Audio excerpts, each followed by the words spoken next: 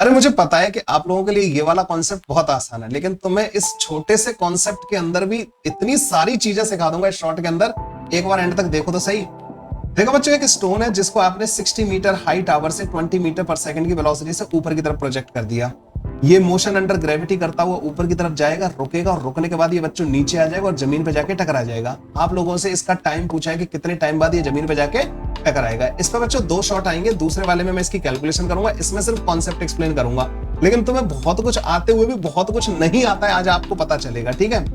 देखो बच्चों, जब आप इस स्टोन को ऊपर की तरफ प्रोजेक्ट करते हो ना, तो इसका जो एक्सेलरेशन है ना वो नीचे की तरफ होता है और इसकी वेलोसिटी ऊपर की तरफ होती है, और वेलोसिटी और एक्सेलरेशन दोनों एक दूसरे के अपोजिट है। इसलिए ये जो स्टोन जो है ना बच्चों, ये स्लो होता जाता है, रिटार्ड होता जाता है। एट द हाईएस्ट पॉइंट इसकी वेलोसिटी 0 हो जाती है, लेकिन एक्सेलरेशन वहां पे भी g के बराबर नीचे लग रहा होता है। जब ये नीचे आ रहा होता है ना बच्चों, तो इसका मोशन वेलोसिटी नीचे की तरफ होती है, एक्सेलरेशन नीचे की तरफ होता है, दोनों एक ही डायरेक्शन में होते हैं, और ये बच्चों यहाँ पे स्पीड अप होता जाता है और जमीन पे आके बहुत तेजी से जाके टकरा जाता है। अब देखो, इसमें कुछ इंटरेस्टिंग चीजें हैं।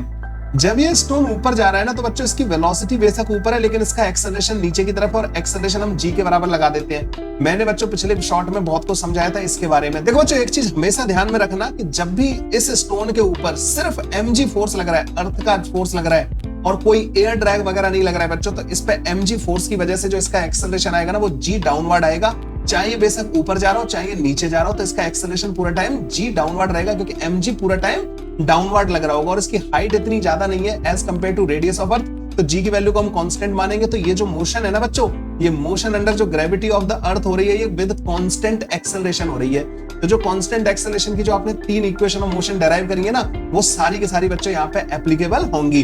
जब ये स्टोन ऊपर जा रहा है ना, तब भी एक्सेलरेशन नीचे। एट द हाईएस्ट पॉइंट जब वेलोसिटी 0 हो गई है ना बच्चों, at that point also there is acceleration. तो कई बार ऐसे क्वेश्चन पूछे जाते हैं ना कि वेलोसिटी 0 हो तो एक्सेलरेशन भी 0 होना चाहिए। बच्चों, ये उसका एग्जांपल है कि वेलोसिटी 0 हो तो एक्सेलरेशन का 0 होना जरूरी नहीं है, ठीक है। और जब ये नीचे आ रहा होगा ना, तो दोनों वेलोसिटी और एक्सेलरेशन दोनों ही नीचे की तरफ होंगे। एक चीज हमेशा ध्यान रखना कि जो वेलोसिटी है ना, वो डिसाइड करती है कि पार्टिकल किधर मूव कर रहा है। एक्सेलरेशन डिसाइड नहीं करता कि पार्टिकल किधर मूव कर रहा है। एक्सेलरेशन तो इस चीज को डिसाइड करता है कि वेलोसिटी किस रेट से चेंज हो रही होगी। इससे आगे वाली कहानी और इंटरेस्टिंग बच्चों, इसी के बाद एक और शॉट आएगा जिसमें आपको उसकी आगे वाली कहानी देखनी है बच्चों, ठीक है। वीडियो पसंद आए लाइक कर देना, अपने दोस्तों को शेयर कर देना, इस चैनल को सब्सक्राइब कर लेना, क्योंकि इस पे इसी तरीके का ढेर सारा प्यारा प्यारा कंटेंट मैं आप लोगों के छोटे छोटे कॉन्सेप्ट बनाने के लिए अपलोड करने वाला हूं।